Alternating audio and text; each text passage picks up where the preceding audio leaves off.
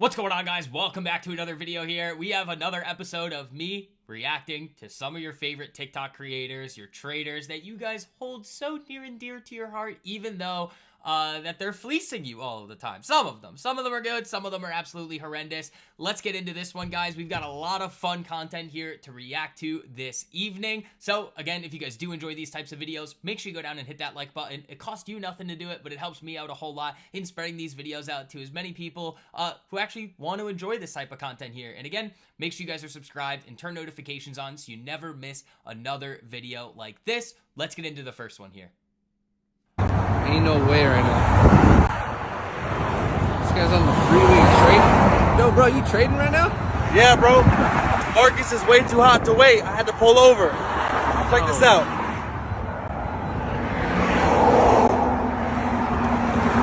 I'm up 13,000 though. Getting ready to close this out and probably head home. But yeah, Marcus was too hot to wait.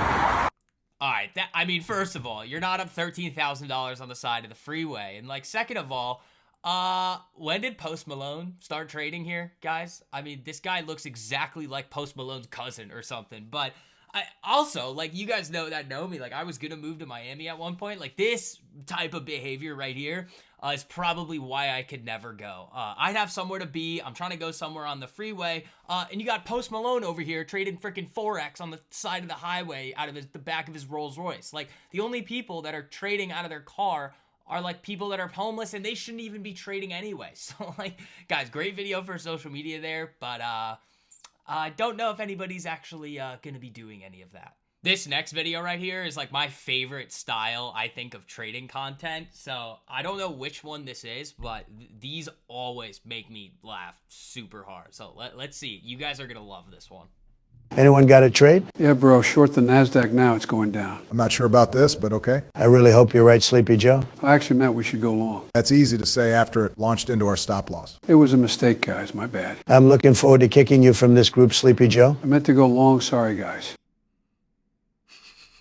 Guys, that's like negative risk to reward. Like, you guys usually have like stop loss, take profit. That's like take loss, stop profit right there. Like, that's crazy. Like, those are good though. Like, having that's one of the, right now there's really like only one company out there that's taking full advantage of all the developments in artificial intelligence. In my opinion, that's Palantir.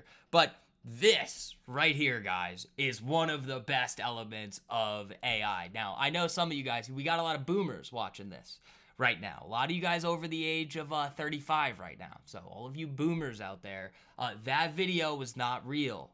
Donald Trump, Barack Obama, and Joe Biden are not in a trading group.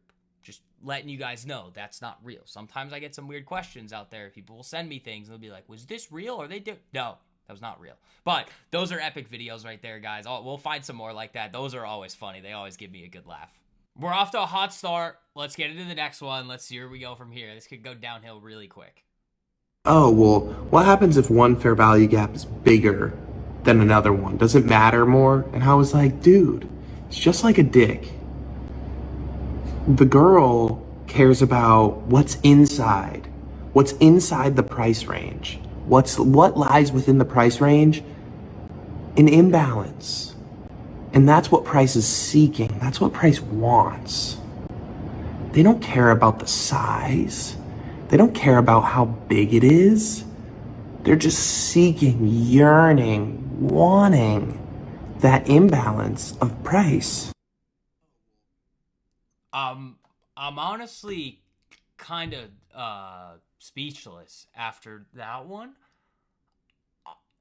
I mean, I couldn't imagine posting anything like that on social media, guys. Like, I think, dude, you know, like, I don't know, man. Like, if you guys kind of know, like, I've, like, some interesting connections in, like, the finance world. Like, I couldn't imagine speaking like that and, like actually thinking that that's a smart thing to put out into the world. Like, it's just so immature. Like, I don't know, man. Like, I guess all of you guys that are, like, 14 years old, like, watching TikTok videos on the internet are gonna be like, so funny. And it's like, guys, we're operating in financial markets. Like, if you guys want professional level results, like, you better grow up and act like a professional, because none of this is a game. Like, the market's not a game.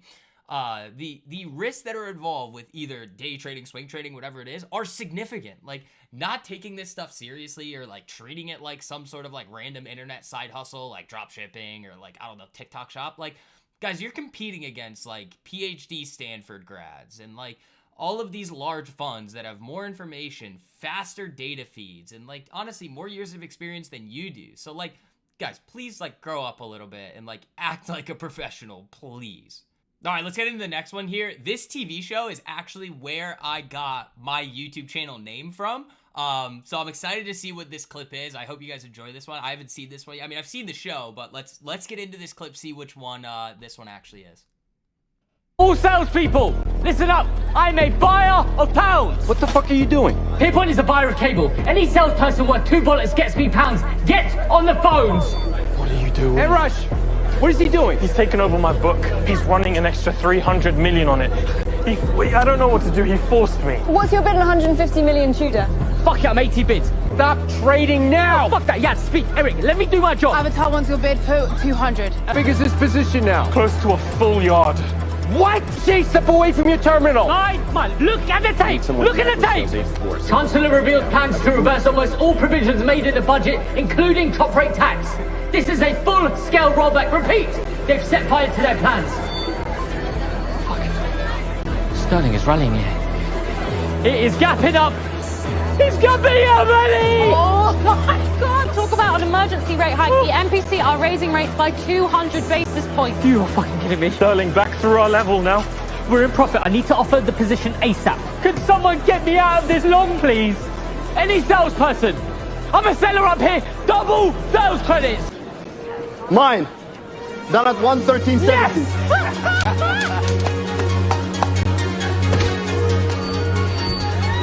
Rule Britannia. Yes? Do you want something? Eric, can you call off this end up? Yeah? That's a great clip right there. So if you guys don't know that the kind of the backstory of that show or kind of this scene here, that character got himself, he's a gambler. He's a big gambler. Got himself way over leveraged on a position. And all of a sudden, there's a big news report that comes out that just automatically just rips his position back into profit. All of his losses are gone. Everything is good. Wipe your hands clean. The risk department probably had an aneurysm looking at what he was doing. But again, guys, that kind of comes down to the, are you a trader or are you a gambler? Using all of that macroeconomic data, and again, I say this to all my students every single day, like in order to have long-term success in the market, you need to understand the big picture of the market, all of the macroeconomic data and what actually drives markets. Like, I know there's this thing out there that like people think that one algorithm controls the market. That's just blatantly false. I could probably prove to you guys in another video why that is just not the case. They talk about like, people comment all the time like IPDA or Enigma or some magical scary algorithm that runs the market. Guys, that's just not true. Like, and again, like, in order to really have long-term success in the market, like I said before, like, understand what actually drives markets. Like, understand valuations, understand macroeconomic data, all of the different things that are happening in the world, because that way you can be a lifelong learner and continue to sharpen your skills in the market and be able to make better decisions, guys. Making money in the market is just a byproduct of good decision making. Now, again, this worked out for the character in this show. It's called Industry, by the way, if I didn't mention that. But that is a recipe for disaster over the long run if you guys are just going to end up gambling on news events, which I know a lot of you guys are still doing. Let's move on to the next one here. This one's coming from somebody who is probably on the, if there was a Mount Rushmore for retail traders or people in the retail trading space, this guy's definitely on it over here, Umar. So let's get into this one right here. Because when you make something that's extreme normal, then your normal becomes extreme. You get what I mean? But now if you start making, let's say 10, 20 million, you're like, oh my God, I'm the shit, I made X amount, right? It starts becoming so big that now going to 40, 50, 60, or 100 become harder. So when you normalize these big numbers, right, to yourself, they become nothing, and then the bigger numbers become actually something that you want to aim for. I mean, he's making a good point there. It's really just talking about mindset. Like, and again, I think a lot of people are really focused in on the dollar amount of the gains or losses when they're trading every single day. And it really does help everybody to think in percentages. I know a lot of you guys that are trading futures, especially on like NinjaTrader or Tradeovate, it's not showing you the results that you have in percentages, but on for those of you guys that are trading options, Webull, Robinhood, if that's what you want to do, the Thinkorswim, any of those other platforms, you can really start to think in percentages versus dollar amounts. Because again, guys, trading at the end of the day is a scalable business. If you are able to be profitable with, let's say, $1,000 consistently over time, when you start to, the only thing you're going to have to get used to, again, is those big dollar amounts. But you have to realize at the end of the day, if your strategy actually has a statistical repeatable edge over time, if you can make money with $1,000, $10,000, $50,000, well, then you're going to be able to make money with 100,000, 500,000, a million, 10 million. It is all about scale. And again, making sure that you are making smart decisions in the present, trading and acting like a professional in the market, so that when you get up to trading those larger amounts of size, it's not really going to feel all that different to you, because all you're looking at the end of the day is percentages. Moving on to the next one here. Let's hope this was a good one, but you guys all know the deal with these TikTok kids. It can go downhill very quickly, and the wheels can fall right off. This all made $5 for my room today. Just Wi-Fi in an hour of your time. Woke up late after an hour just sitting at my desk like a bum. And longs like this retracement back to CMA, pushing up off this low we created. Top wicking right now, not good. EP for me is at this high we created. Looks good. We just need to see continuation. Good luck, fellas. Get up, get up. Let's go. No way I didn't go refilled on that. Ooh. I make money, I lose money. 20 points. $5,000 day. People commit their lives to trying to make a good salary, have a good life, whatever. I've been doing this every day for the last 3 years. Call me a fraud, call me a loser. Freedom, not Lambos. Can't call me broke. First of all, was that a calculator app to see P&L? You guys can't be serious right now. That somebody on TikTok is using a calculator app to you guys realize how stupid that is, right? Like, watch, ready? Oh, I made $5 an hour today. Look at this, ready? Let's see. I made $63 million today in about 2 seconds, just now, while recording this video with you guys right there. Guys, sometimes with these TikTok kids, I know I look young. I'm 25. I should make that clear here, that like, I know I look like a high schooler, but like, dude, you cannot expect me to sit here and say, oh yeah, like calculator app. Like, that's just so ridiculous. Like, I swear, some of you guys are out here, like, trusting, like, intellectual infants in the market. Like, I'm not saying this guy is. He might be great. He might be terrible. And this could just be engagement bait. To get somebody like me to react to it in a YouTube video, a TikTok, or an Instagram reel. But like, guys, like, just the overall, when you're looking in the TikTok space, it amazes me how like much left side of the bell curve activity there actually is. And people are out here like trusting these morons that have literally zero experience in financial markets. They have not learned. Okay, you could ask them like, what is the implication of the Japanese yen moving up and down right now, or the Chinese yuan, or Japanese bond yields, or gold? So like, you ask them these things and these implications of like things that are actually the ones moving markets out here. And they're gonna have no idea. And the fact that there's people out there that are trusting these types of people to help them navigate the complex financial markets, in my opinion, is one of the main reasons why you see so many retail traders actually fail. Because what they do is they try to put this little cookie cutter setup onto the charts and then think that they have like a infinite money printer in their pocket that doesn't take them really any effort every single day.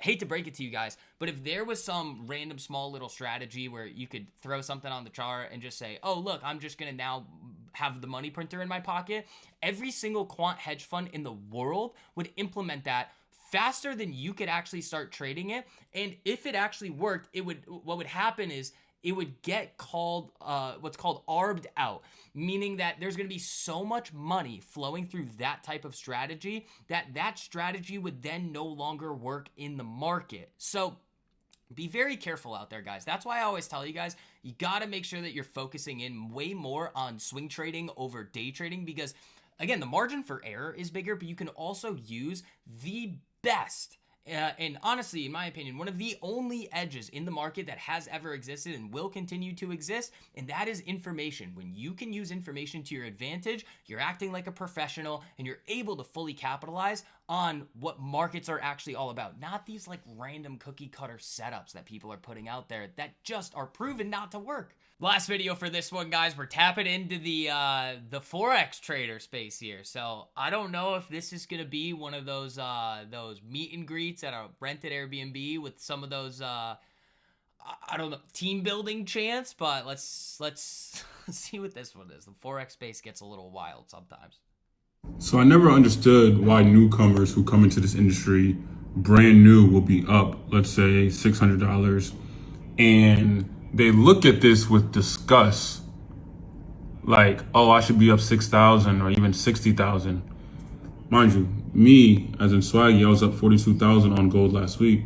That was last week. This is a new week in the market. This is a whole different trade. I just opened this trade literally 20 minutes ago, like not even 20 minutes ago, while I'm, in my office just chilling and working. Gold is melting, and people will look at this as if it's no big deal and as if it's a video game. Meanwhile, they will work for $18 an hour and spend the entire week just to get to this number. But when you get to this number and it's a matter of 20 minutes, oh, it's an issue and you should be up more, and you're looking at yourself with doubt. It literally makes no sense. And now you just made a week's worth of money, or even 3 days worth. It could even be 2 days worth if you got a great job, or 1 day's worth. But you did all of that in 20 minutes. Time is everything, not the actual dollar amount, how much you make in that time. There's a reason why somebody's paying you, $18 an hour. That's what they feel like your value is worth. But imagine if you were getting paid $600 an hour, $500, $700. Your life would be a little bit different.